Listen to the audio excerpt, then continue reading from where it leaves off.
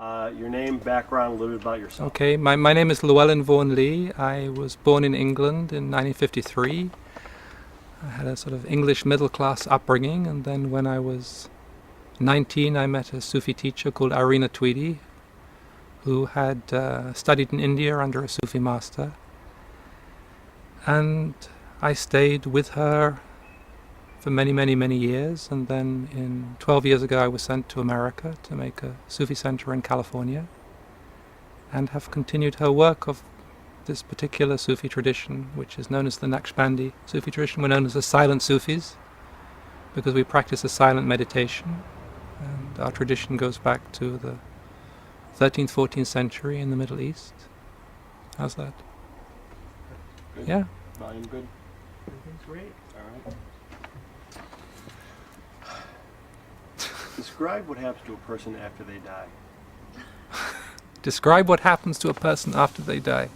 It depends on the evolution of the soul. Most people's, they have these near-death experiences. They go through a tunnel of light. They go through a tunnel and they meet a bright light at the end of the tunnel. That bright light is actually their higher self, or the soul, which people reconnect with after they die, after you leave the physical body. In our Sufi practice, we aspire to die before we die, to reconnect with that bright light, the higher self, while we're still in the physical body. And that's one of the central aspects of our spiritual practice, which, as I say, is encapsulated by the phrase, to die before you die. Why is there suffering and poverty in the world? Why is there suffering and poverty in the world? That's one of those big unanswerable questions.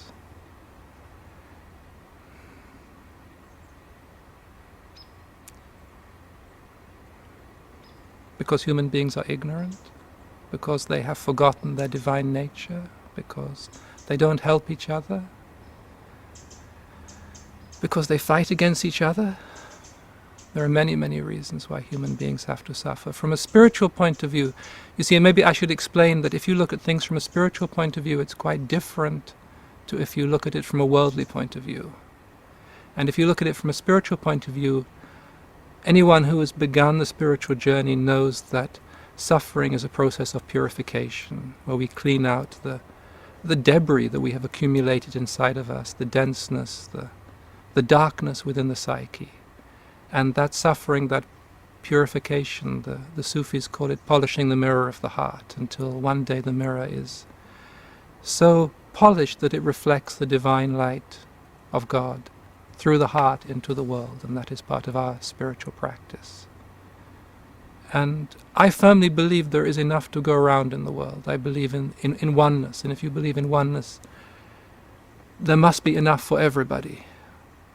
Why do some people have more than others? Because people are greedy, because they want more than what belongs to them, because we haven't yet evolved as a culture into this new perspective, this new understanding of oneness, which, as far as I understand, is the next step of human evolution. And we have the technology and to give everybody what they need. There is enough food in the world for everybody, but it needs a transition beyond a certain grasping greed and desire for power to take this step into a global unity in which there will be enough for everybody, and a whole level of suffering will cease to exist for humanity.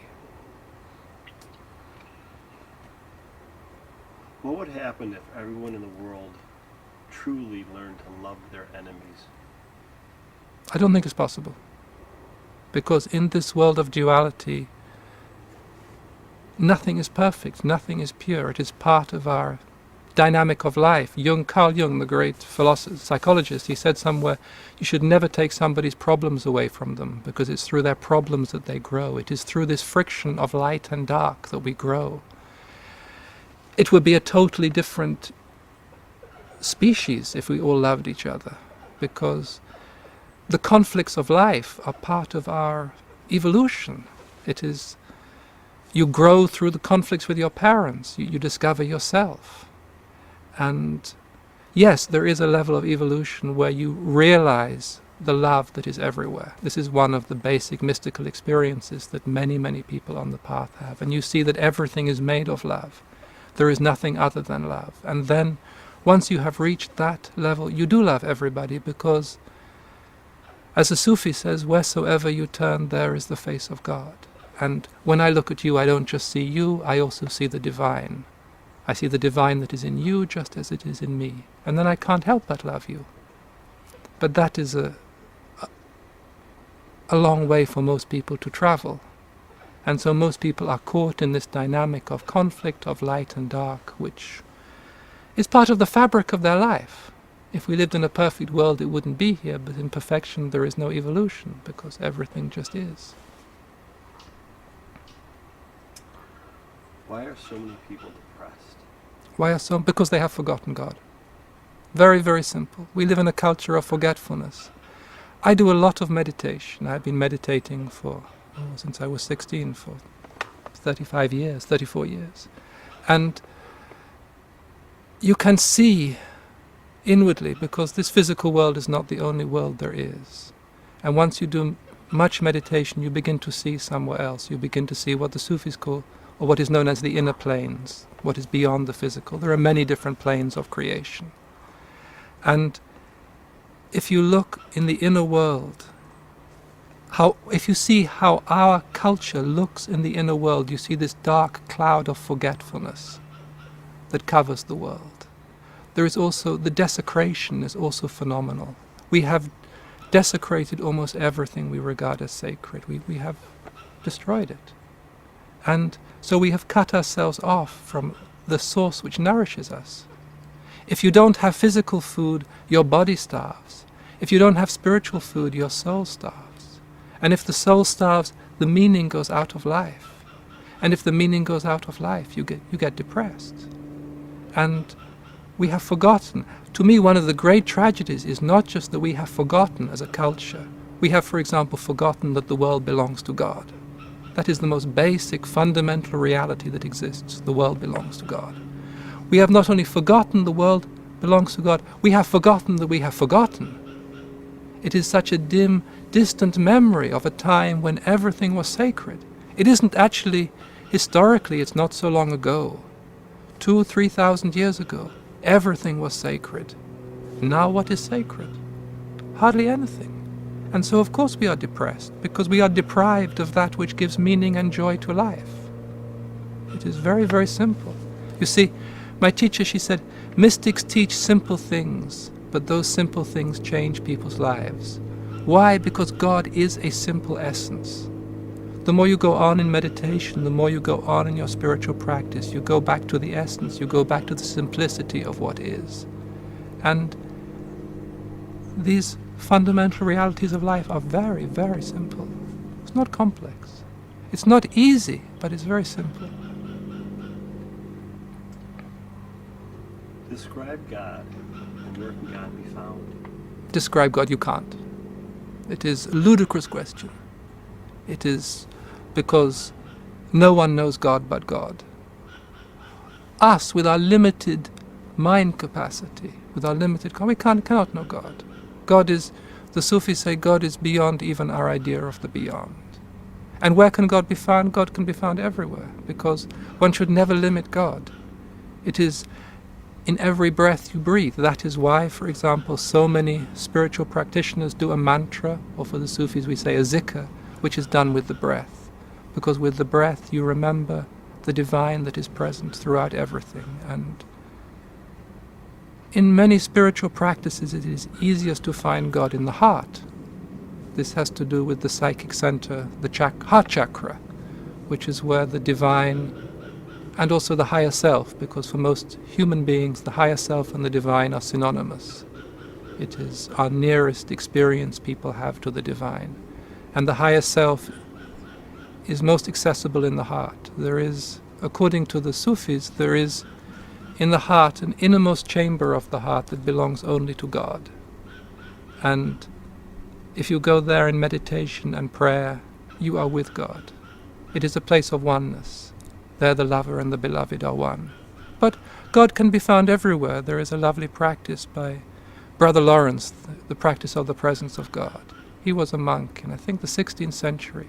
And whatever he did with God. He worked in the kitchens. He hated working in the kitchens. But whatever he did with God. He peeled the potatoes with God. He washed the carrots with God. God is everywhere.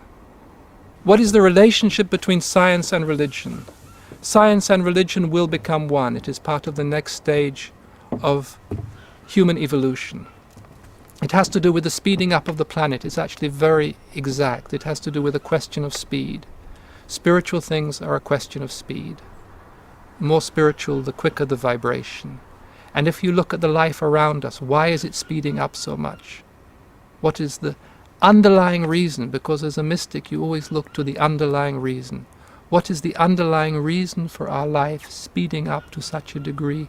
It is so it can get near to the spiritual vibrations, so that the spiritual and everyday become one. And part of the science of the future will be to understand how the spiritual and physical interrelate.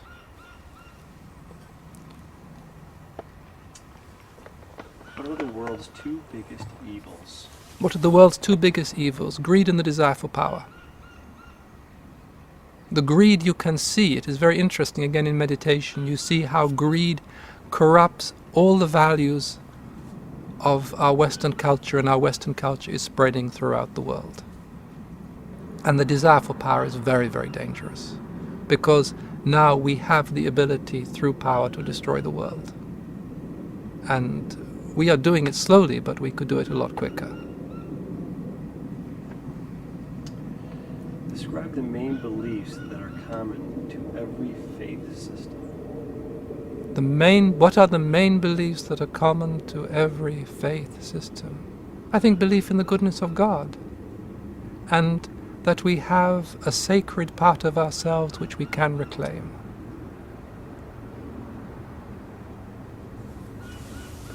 What is the most important quality humans possess? What is the most important quality that humans possess? We have in us a divine spark that you can see it. It's a light that shines in the human being. It is our direct access to truth, our direct access to God. And the purpose of all the spiritual practices that exist are to awaken that spark, to give it life, to give it energy, so that it can transform you. And one of the energies that comes from that spark is love. And you learn to work with it. Again, part of spiritual practice is learning to work with this energy you have within you so it can benefit your environment and really the world. This spark is exceedingly beautiful. If you see it within a human being, it is like a sun that is shining, and every human being has it. It is the divine consciousness that is given to humanity as a gift. If it is used correctly, it can incarnate the will of God. It is very, very beautiful. Human beings, when you see them as they really are unbelievably beautiful. We are made of light. Yes, we have a lot of denseness, a lot of darkness in us, but our real essence is light. Somewhere you see a human being, and what is amazing is when a human being turns towards God, the light in them increases tenfold, increases 100-fold, and they start to radiate in space, and they start to give off light. And that is why a spiritually evolved human being helps the environment and connects also inwardly with other people who are spiritually evolved. It is very, very beautiful. Describe the circumstances under which the world as we know it will come to an end. What are the circumstances that the world as we know it will come to an end? The world as we know it has already come to an end.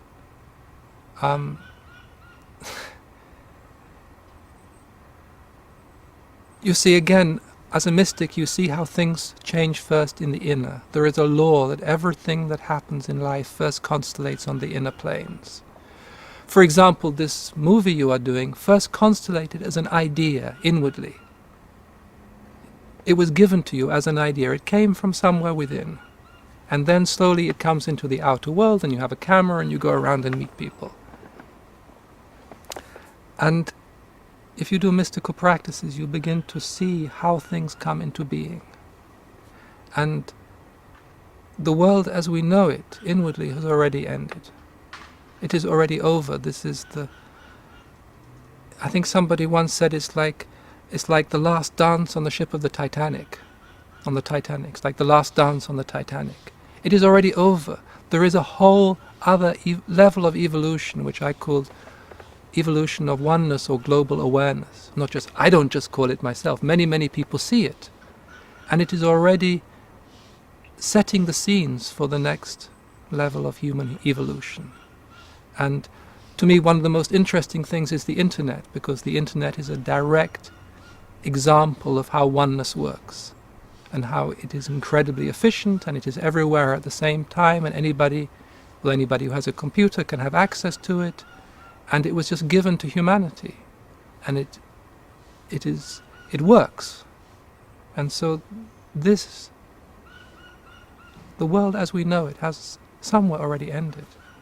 But it is our work, the work of you who are making this film, the work of the people who are watching the film, to bring this next level of evolution into being, because it needs human beings who can see beyond the debris of the civilization that is around us. If you look around with open eyes, you see the debris of a dying or dead civilization. Why? Because there is no meaning. What is it that gives life to any culture? Is meaning. And without meaning, and meaning does not mean to have a bigger car or a bigger house, because human beings are made in the image of God. We are divine. We are spinning organisms of light and love. And it is the spiritual, always, if you look back throughout all the cultures, it's always the spiritual that gives meaning to people. And it is our work to bring this next level of evolution into form. It does not yet have any form. If I may go off this now, I want to understand this still. So we're right now in a transformation. Yes, a very major transformation. It's not just, people think this is just the end of a 2,000-year cycle. It is actually the end of a 100,000-year cycle. It is a very major transformation. And do we have any idea how long this transformation is? 100 years, 1,000 years? No. The next 20 or 30 years will determine how the next 1,000 years evolves. That is why it is so crucial. That is why so many people are being drawn from all walks of life to work on this transformation. And it is very interesting, because I think America, because it is the most powerful country in the world at this moment, has a spiritual responsibility it has not yet fully acknowledged. It doesn't just have a financial global responsibility, but because of that it has a spiritual responsibility. And it has not yet taken up that responsibility. See, the change will happen. The last civilization is already over. It doesn't work anymore. I mean, to have a civilization that destroys the planet is a joke. It means it isn't working anymore. It means it's over. But it can, if the next civilization which is being born, which is embryonic, which is coming into being, it is already here but not yet visible, which has to do with oneness.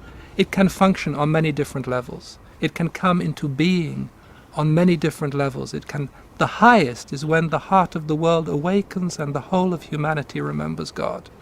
That will be a tremendous step. It will be, I have seen in meditation, I have seen what that could be for humanity. It's unbelievably beautiful. It is a quality of harmony and togetherness, and many of the problems which confront our world will cease to exist, because we will work together quite differently, from a place of oneness, from a place of understanding, rather than from a place of discord. And then there are certain organic and very, very deep changes that are happening. You see, it is difficult to describe, because the real changes happen on the inner. For example, in a human being, when the Sufis say when the heart wakes up, when the organ of higher consciousness that belongs in the human being, when the heart wakes up, you are a totally different person. Your perspective on life changes. You behave totally differently. Your values change.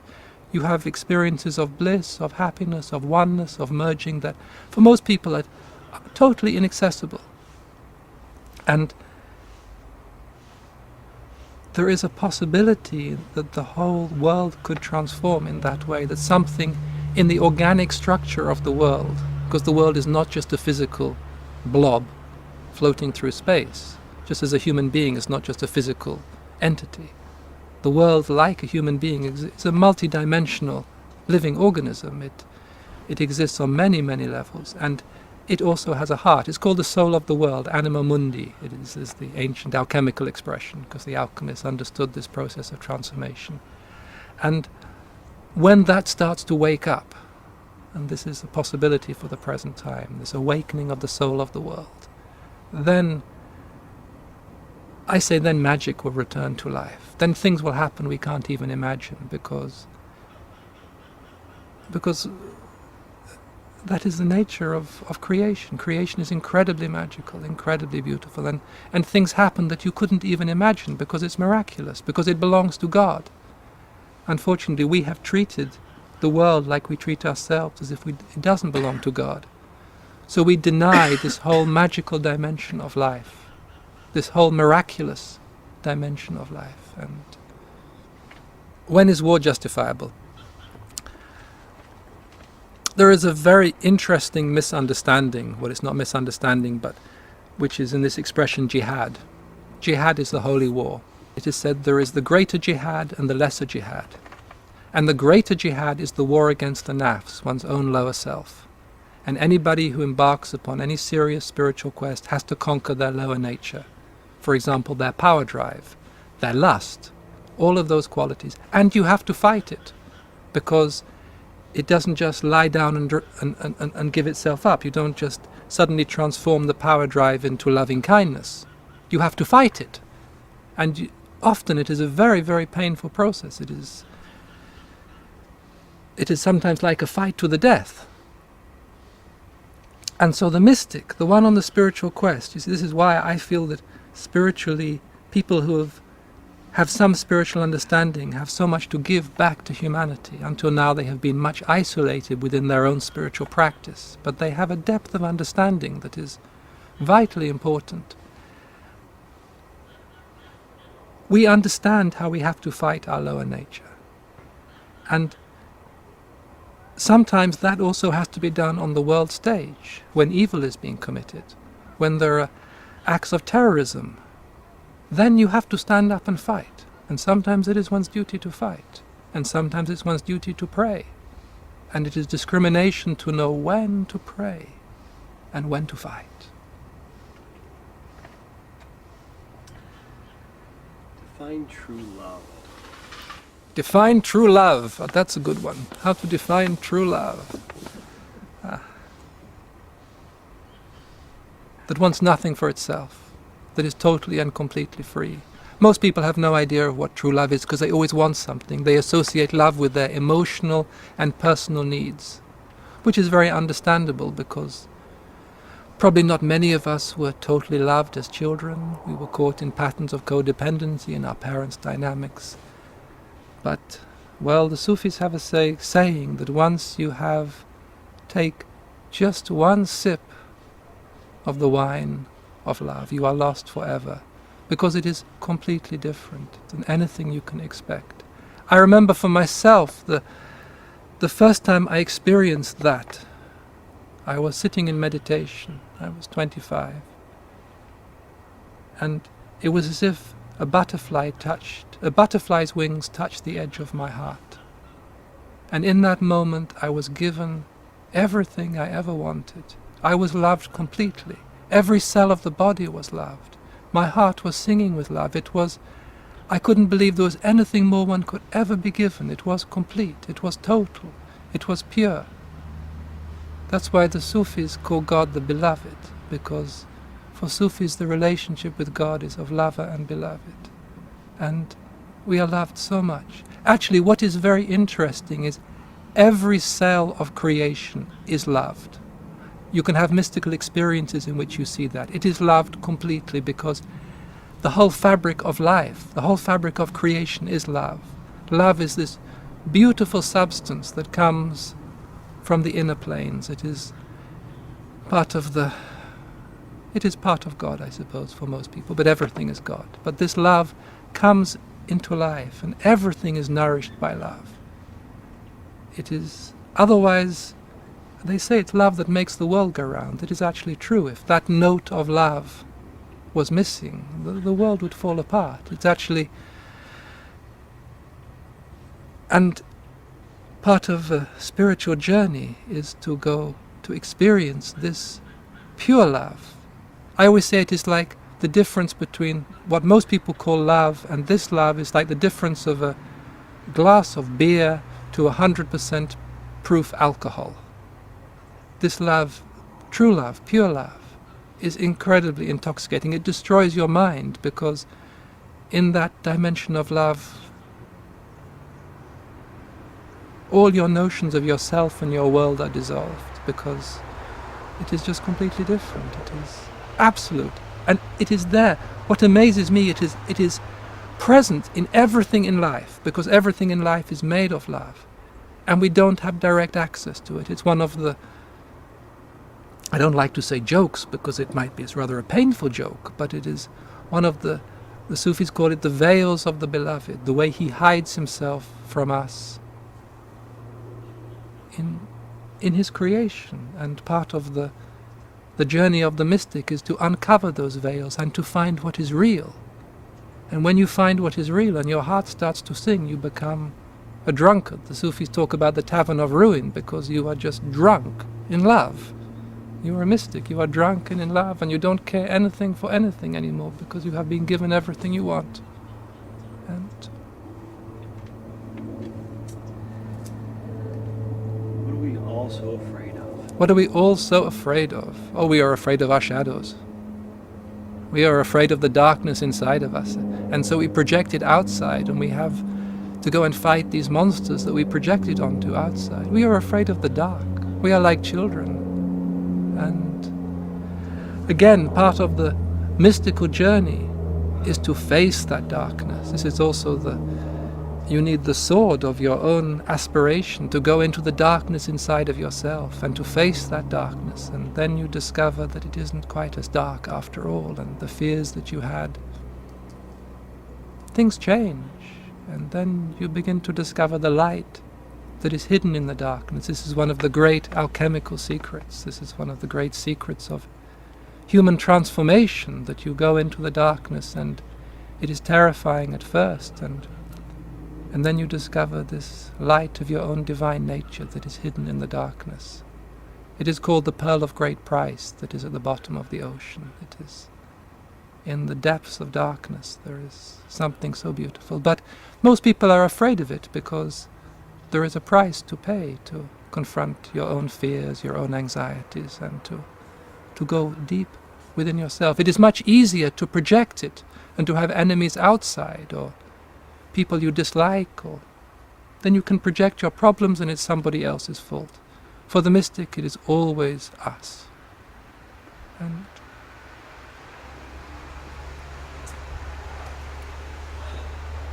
If you had the world's attention for 1 minute, what would you say? I would say that it is time for the world to remember that it belongs to God, and that there are in the world helpers of God. In the Sufis we call them the friends of God, who look after the spiritual well-being of the world. And they have been helping humanity more than humanity is aware. They have been working to create a container for the next level of evolution of humanity. You can see it in meditation. It is a web of light around the world. It is incredibly beautiful. And it is time for us who are here in this world to work together with those helpers, which is our own spiritual heritage, and to help the world remember that it belongs to God. We cannot save the world except through the intercession of the divine. It is too far gone. The situation is too disastrous. All the well-meaning people in the world will not be able to help it, but the divine can, because it belongs to God. If you were granted one wish, what would it be? That people stopped wasting their time and woke up to what they are here to do and what life is really about, because it is such an extraordinary thing, life. And we only have a few years. You know, we are only in this world for maybe 60, 70, 80 years. And there is so much to do, there is so much light to bring into the world, there are so much wonderful things to do. And people waste their time. And it is very, very sad, because they never have that time again. And a lifetime that is wasted, that is lost. And a bit of divine remembrance, a bit of God, didn't come alive as it could have come alive. What keeps most people from living to their full potential? What keeps most people living to their full potential? Fear. Fear. It stops them stepping into the light of their own self. It is this lovely saying that people are not so much afraid of the darkness as of their light, of their own power, of their own potential, because then you have to become a responsible adult. And most people prefer to be children and to blame somebody else. But it is never anybody else's fault. Once you take full responsibility for your life, it is your destiny.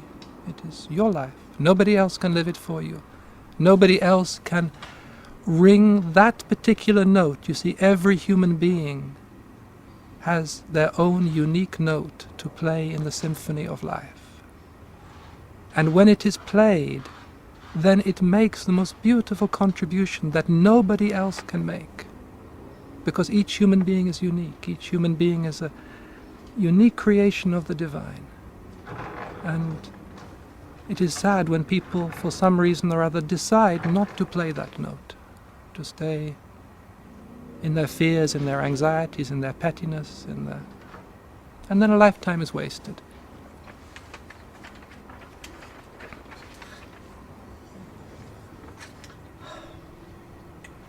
Discuss the most critical role a parent can play by shaping a child's development. What is the most crucial role a parent can play in shaping their child's development? Loving them. That's all you need, just to love. You see, I am a parent and I know we make mistakes. I always say the great art of being a parent is knowing you are going to fail, because you are going to make mistakes. But if you love, there is in the love a substance that speaks to the soul of the child, so the soul of the child knows that it is accepted for itself, not for what the parent wants it to be. And love somehow goes right through all the barriers and speaks to the essence, and then the child can go out into life and stand on its own feet because it knows it is loved. And once you know you are loved, nothing else really matters. On the surface things matter, but you have that foundation. You know you are loved. What is wisdom and how do you gain it? What is wisdom and how do you gain it? Oh. It is different. If you are a mystic, you are given it. Because if you are a mystic, you become totally empty and you are given whatever you need. For example, there is a plane in which all the knowledge is. And you can go there, you can get whatever you need. So as a mystic, we are trained to be empty. We are trained to be empty. And so something that needs can get reflected into it. For most people, of course, that is inaccessible, so wisdom is the knowledge they gain through life experience. And this is very valuable, and you learn how to be with people, you learn whatever individual people learns. But for the mystic it's different. You see, I said before that for the mystic, maybe I should explain, there is a difference. This is not generally understood. There is a difference between spiritual life and mystical life. Spiritual life, you aspire to something. You want to get close to God, you want to lead a good life, you want to make a connection to your spiritual nature, and you can evolve, you can develop higher states of consciousness. A mystic wants nothing. We aspire to be completely empty, to be used by God for His purpose. We don't even want heaven or anything like that. We aspire to be empty, and so we are used. I do not ask to see, I do not ask to know, I ask only to be used. That is one of the prayers of the mystic. And so we know nothing, but we are given what we need. It's very beautiful how it happens. You need to know something, it's suddenly just there in the mind. Comes from somewhere else. Like an intuition. For most people, their access to this level is through intuition. Suddenly you know something you didn't know before. And it's just there in your mind. You don't know where it comes from. And for the mystic, this is our state of being. Yes, we learn practical skills, how to drive a car, but from a spiritual point of view, the real wisdom comes from somewhere else. Comes from the beloved, comes from this plane where all the knowledge is. You can go there in meditation. Everything you need to know is there. All the knowledge of the past, all the knowledge of the future. It's just there. And you have access to it, and you use it where you need to use it.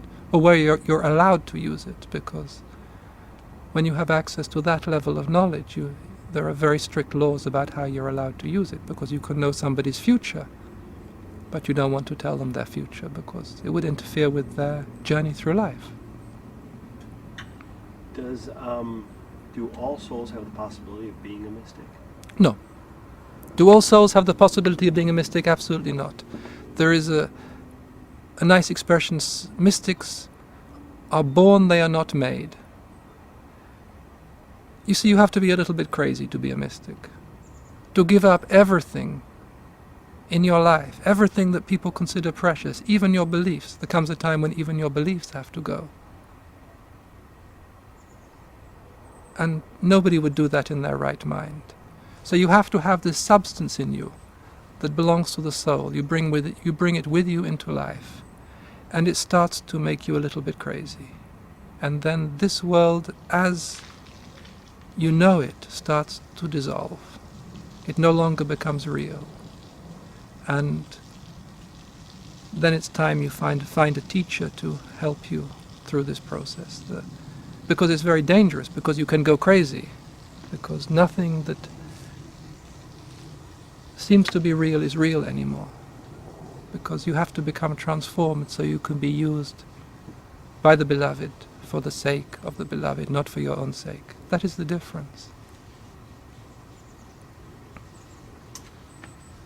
What is heaven and how do we get there? What is heaven and how we get there? Heaven is a complete waste of time.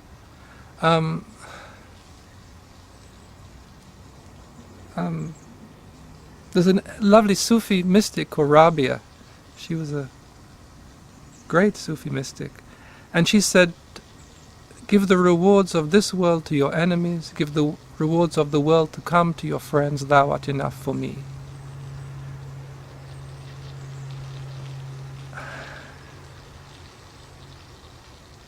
Heaven is a state, it is a plane of that you can go after you die for a while, because nothing is permanent. And it is very peaceful, it is very tranquil, and it gets a bit boring, because nothing happens, nothing happens, and there is so much to do. Even, after you die there is a lot to do too, but it isn't generally known, There are so many dimensions of reality. Once you leave this body, you go into another body, you get a body made of light, and you work in other planes, and there are so many interesting things going on. This world is really rather dense. But somehow people have created this idea of heaven, and I guess I understand why, because for most people this life is very hard work, and they want to have an idea of somewhere where they can go where it is peaceful and tranquil. And yes, if you do good works, and you are a good person, you can get taken somewhere like that for a while. It doesn't last. What is prayer and what is its purpose? What is prayer? Oh, what is prayer? Prayer is being with God. Prayer is... It begins, I think, prayer as a sort of private communion with God, when you can turn away from the world and sit alone with God and open your heart to God and pray to God, however God is for you. Later, of course, for the mystic, it becomes a continual state. You pray all the time. It is actually your heart is in a continual state of prayer and praise of God. It is a recognition that He is God, that there is the divine is present in every moment, in every breath you breathe, because it is so wonderful to be with God, and you want to be with God all the time. And when you are with God, you automatically bow down and praise Him. I mean, not physically, but something in the human being is just awake with the wonder of God. And so really for the mystic there comes a time, well, they say when the heart is awake, and then you pray continually, all the time, 24 hours a day, and it gives meaning to life, because it is your remembrance of God, your remembrance of that extraordinary being, greater than any being, this quality, this energy, this power, call it what you will. The Sufi says, in the name of He who has no name, but who appears by whatever name you call Him. And you speak to Him all the time somewhere. You are always in communion with God. You are always, and if you are not speaking to Him, you are listening to Him. There's a lovely story. I think it was a great Sufi mystic, Al-Hallaj, who was asked, who said, why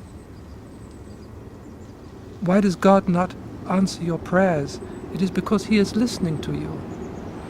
Sometimes He just likes to hear you ask Him things. So He doesn't answer right away, because He likes to hear you talking to Him, to asking to Him, because there is nothing sweeter for God than the human being whose heart looks towards God and says, please, beloved, help me.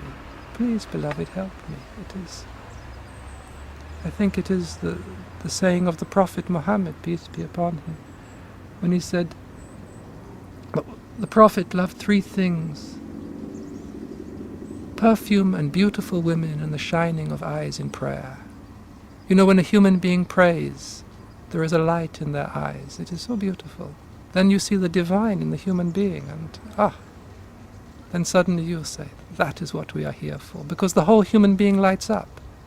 And when you see what a human being is when they are a light, then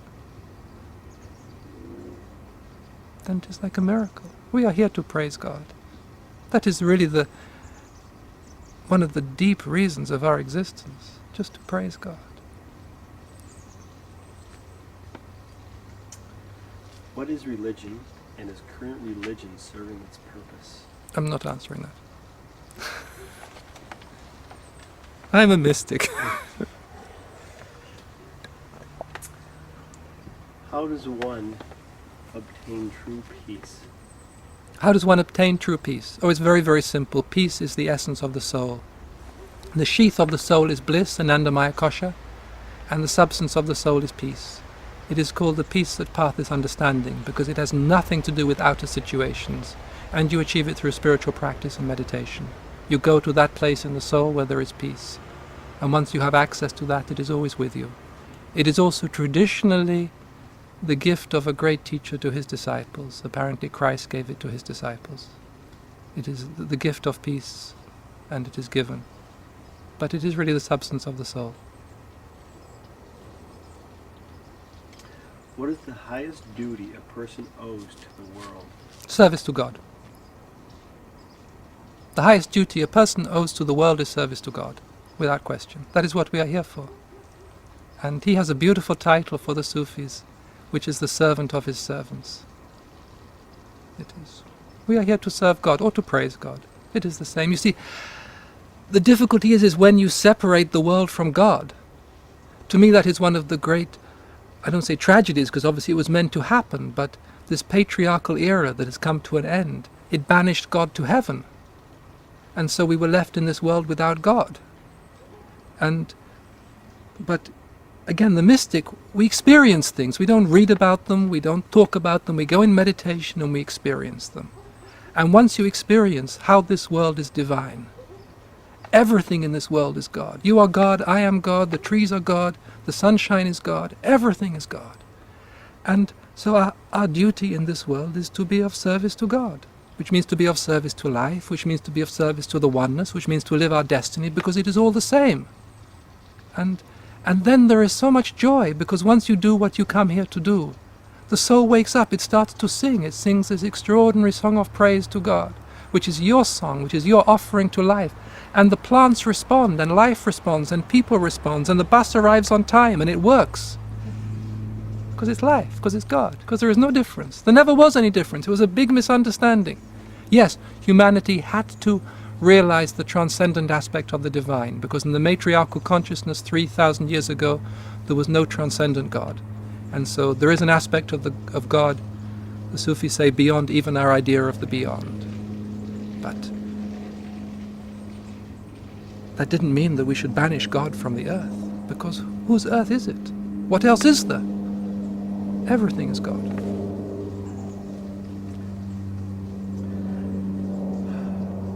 What stands in the way of world peace? What stands in the way of world peace? That is a very, very difficult question. A big misunderstanding that we are here for ourselves, that humanity is here to survive. Yes, we have a very deep survival instinct, but interestingly we bring with us two instincts into incarnation. Everything else is added afterwards. One is the will to survive, and the other is the will to praise God. It is imprinted into the soul. It is part of the genetic imprint of the soul. Everything else, culture, civilization, everything else comes after that. And somehow we have focused on the will to survive, and we have forgotten the will to praise.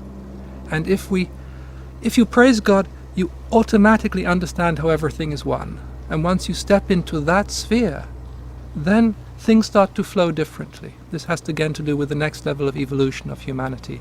Once you see how everything is one, the energy flows differently. For example, in Africa, so much of the starvation comes from war, not lack of food. Because people fight, they destroy everything. And if you are intelligent, if you are awake, and if you see this oneness that belongs to all of life, then there is no need anymore. It is actually very scientific. It is not difficult. What is the meaning of life? What is the meaning of life? It is what is the meaning of life to you. Because for me it is different to you. Because each of us is unique, each of us is different, each of us has a unique note to play. Carl Jung, he said, find the meaning and make the meaning your goal. Just like Joseph Campbell said, follow your bliss. It's exactly the same thing. And so, the meaning of life for me is different to the meaning of life to you. And there is no point in you trying to follow my meaning or me trying to follow your meaning. Because we are each unique. We are a unique creation. A butterfly doesn't try to become a tree. And you have a unique contribution to life, which you are beginning to make now. And I have a totally different contribution to life, and they are, in a strange way, coming together at this moment of time. And there is another meaning at this moment of time, through your meaning and my meaning coming together. Something else is present.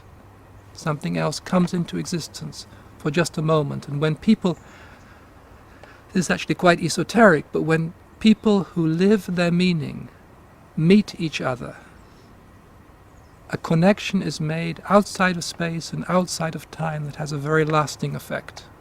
It is like, becomes part of this bigger network, this bigger connection of light that gives meaning to the whole of life, in where your meaning and my meaning for a moment intersect. And then we are outside of space, outside of time, and we are working together in a totally different way that affects not just you or me, but the whole. And that is very meaningful.